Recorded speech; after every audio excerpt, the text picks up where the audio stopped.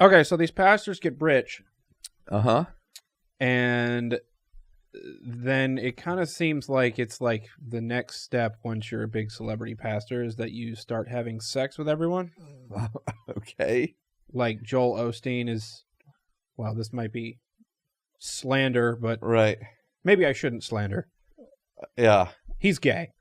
But Okay. that's not slander, though. Never mind. I'm going to cut that out.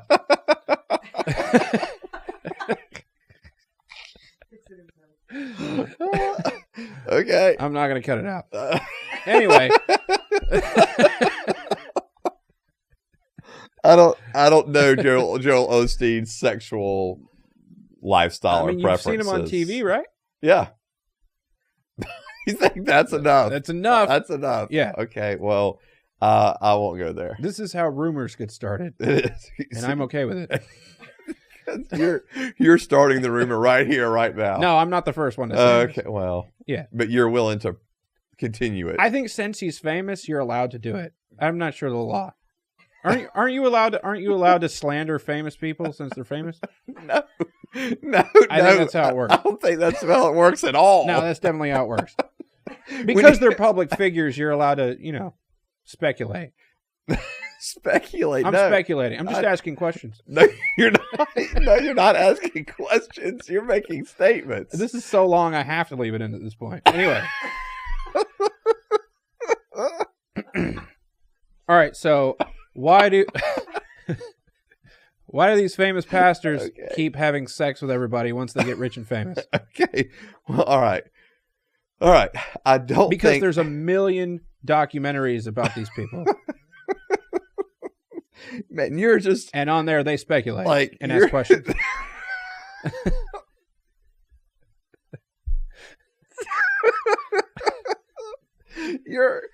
Oh my God, your exaggerations today are unbelievable. All right. So I don't even know if I can. Anyway. With you. All right. So Joel Osteen tried to have sex with me once. That's what I'm saying.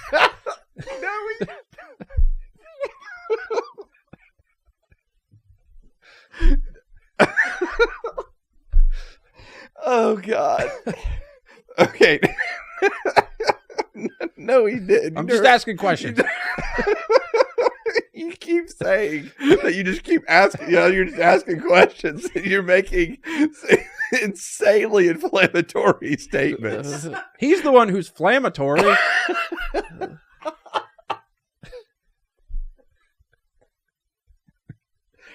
Okay. Anyway, back on topic. Anyway, do you remember the question? Yeah, I do, amazingly enough. Okay. All right. Oh, okay. So I don't think it's most celebrity pastors. Okay. That's having, the way you phrased it, was having sex with everyone. Okay. I don't think that's the case. I think it's still a minority of them having affairs. Okay. Okay. Because they're always married when they do it. Yeah. I mean, yes. Yeah, they're married. So, most of them are married. They're either, so having affairs or, having sex outside of marriage. I'm going to say that's the minority of them. Okay. So, but because I think you can, and I do think you find this in smaller churches, larger churches, those kind of things. However, you're not wrong, because it does seem, especially recently, that we've just seen more and more celebrity pastors, I guess that's what I'll call them, exposed for having extramarital affairs. Mm-hmm. Do you think there was just a backup, like since social media got kicked off, everyone who used to be doing it and getting away with it now couldn't? I do think social media has a part to play in it, for sure. But I also think, I think some of it actually may be the Lord's judgment of why we're having so many pastors exposed for this kind of stuff.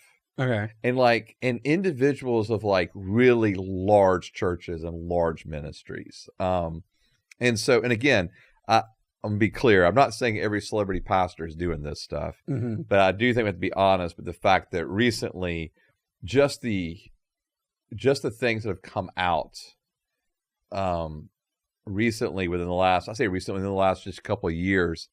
I mean, there's a lot of big name pastors or ministers that have found themselves having to deal with allegations or with, I mean, just very damning evidence. And so, and why do I think it happens?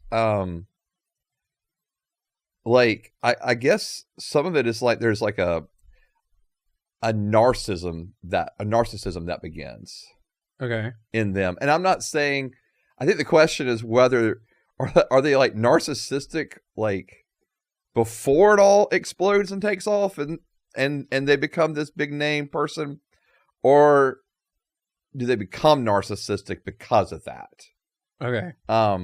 Like there was a study recently that came out, and I wish I could cite it, and I don't know that, I can't remember the group who put it out, but it might have been Pew Research, but they found, or maybe it was even Barna, but they found like, 30% of pastors have narcissistic patterns. That's horrifying.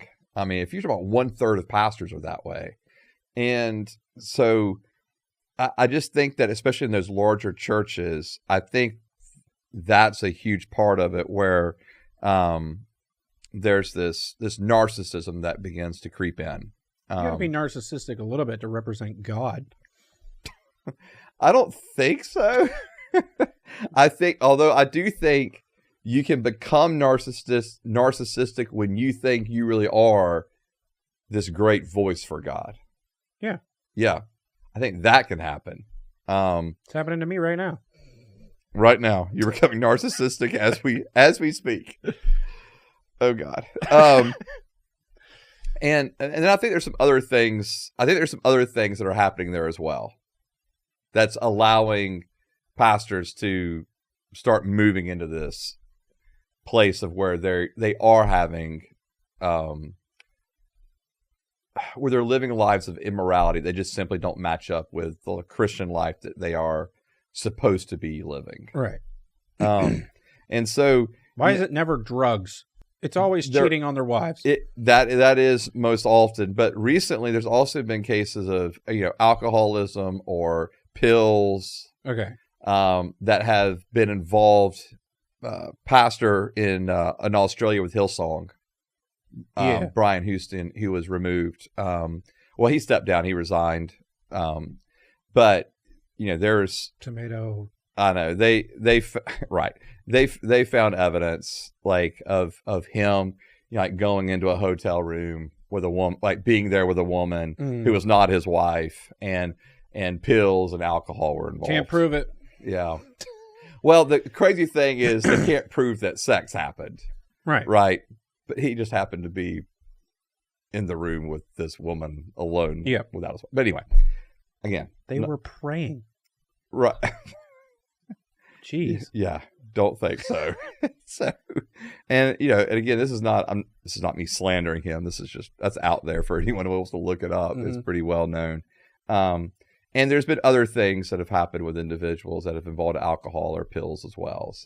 So when pastors of like mega churches or ones that get famous on whatever social media, how does like when this, how do they go from that to having sex with everyone and doing drugs and alcohol? Like what? Right. Why does that not always, but why does it go that way? Yeah, I think there's a few reasons that it can go that way. Like you said, it doesn't always go that way, but a few reasons that it can go that way. I think there's a huge lack of accountability and oversight of these celebrity pastors. Because most often they're not in like denominational settings.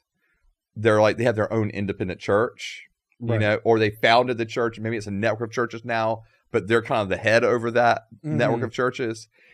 And so there's just not people, I don't think, in place over them that's giving them accountability and oversight.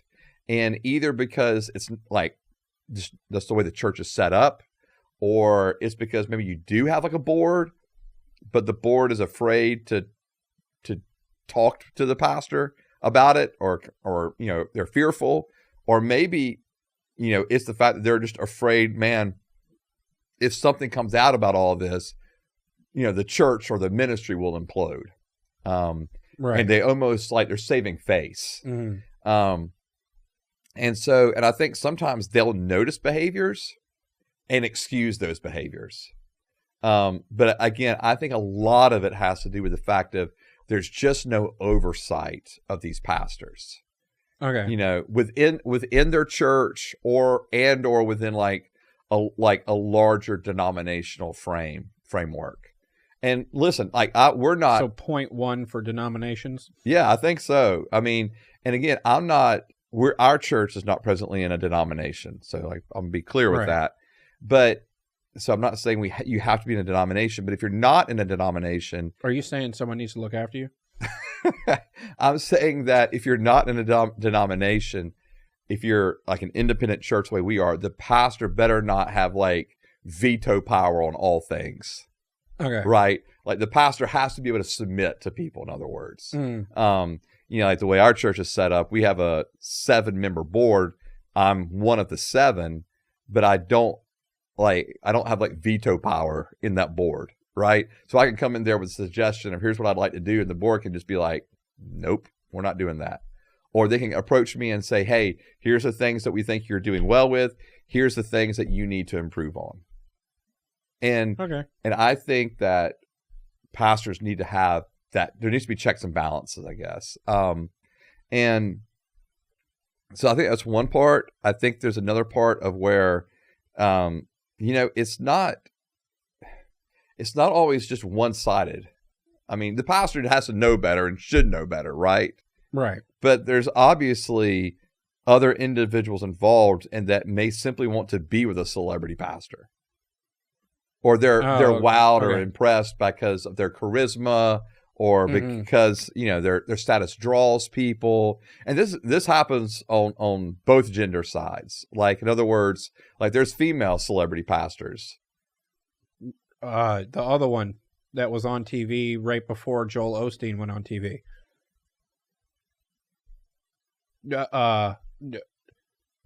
Joyce Meyer. Oh, Joyce Meyer. Yeah.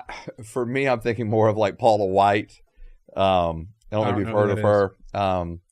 She kind of became a national figure at one point. Again, I'm not at all saying I know that Joyce Meyer has done anything wrong in her entire life. Right. But Joel Osteen definitely has.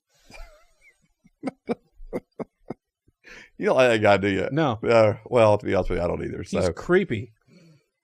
No, I don't deny that. Yeah. I don't deny that. Yeah, I don't deny that at all. I don't know what he's done or not done. Mm-hmm. I don't deny that. But so I think that, there's like, if you have a high status or, like if you're in that state, you usually have like a lot of charisma about you. And it draws people to you, but not everyone that it draws to you is good for you or healthy. And so there are people that just simply desire to be with someone that has that kind of status or that kind of charisma, and they don't care if that means entering into an affair with them. Right. Okay. Yeah. And so, or they may just not have any kind of moral compass, And so I think that's part of it too. That it does draw, in other words, you're going to draw people to you that again are not going to be good for you. And do you think anyone tried to ever sleep with Jesus? That's a good question, Nate. But if Jesus says he's been tempted in every way we've been tempted, okay, kind of would. I mean, it wouldn't. In other words, it wouldn't surprise me. Okay, and that may sound like crazy, like because I'm not saying Jesus entered into any sin, right? Right. I'm just saying, but is it possible that someone could have approached Jesus desiring that? Sure, that's possible. Yeah. I mean, he was probably a pretty compelling speaker and was doing signs and wonders and, so, but then I think the thing with Jesus is he was always with people. Right. And I think that's a huge, huge thing. And Billy Graham had this. It's become known as like the Billy Graham rule. Billy Graham had this rule that he would not be anywhere, or not with any one of the opposite gender, without somebody else with him. So he would never be with a female that was not his wife. He would never be with a female alone without another male present. So he was into group stuff. I want to dignify that with a remark. Oh, God. Anyways, all right. And then let me say one more thing. Mm-hmm. There are. I think sometimes situations also happen, and this is not just in the celebrity pastor world. This is just in. I think this can happen in any kind of pastor or counseling world, where, maybe you're doing counseling with someone, and they develop an attachment to you because you help them walk through a situation in life or circumstances in life. Mm-hmm. And now they've developed feelings, they have an attachment to you. And maybe you start developing feelings and having attachment to them because of how much they're validating who you are, and telling you how great you are and all those kind of things. And so I do think that happens as well. And that can be any pastor. To any pastor. Okay. But so I think that can be one of the things. But if you're famous, then it's going to happen more. I don't know. I will say this. Most pastors that have that status of like aren't doing counseling. They're not doing counseling. Okay. Yeah. They have pastoral. Mm-hmm. They have other pastors doing counseling there at the church. Right. They're not doing it. Now that's not across the board, but that's for a good many of those churches. That's the case. Okay.